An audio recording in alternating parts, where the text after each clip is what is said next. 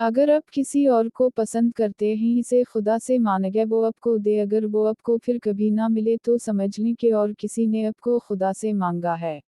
जब अल्लाह किसी से खुश होता है इसके लिए नेकी आसान और गुनाह करना मुश्किल कर देता है।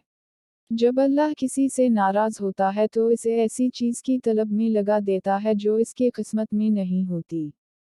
हजारों लोगों में से इस एक को अजीज रखो जो तुम्हारी खैर मौजूदगी में तुम्हारी इज्जत पर कोई दाग बर्दाश्त ना करे। लोगों से डरना छोड़ो क्योंकि रिज़्क और इज्जत किसी के हाथ में नहीं है, अल्लाह जिसे चाहे बेहिसाब देता है।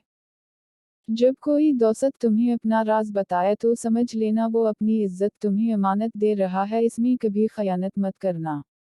ऐसे शख्स को कभी मत गवाना जिसके दिल में तुम्हारे लिए मोहब्बत, फ़क्र, इज्जत और चाहत हो। बचपन से सिखाया जाता है अल्लाह से डरो, लेकिन ये गलत है। अल्लाह से मोहब्बत करो, अल्लाह की नाराज़गी से डरो। जब भी तुम चाहो कि तुम्हारी दुआ अर्श तक पहुँचे और मुस्तजाब हो जाए तो पहले अपने वालिदैन के लिए दुआ मांगो। अल्लाह आज़माता है हर इस चीज़ से जो तुम्हें बहुत प्यारी होती है ताकि इस चीज़ के मिलने की तरफ में अल्लाह से मिला के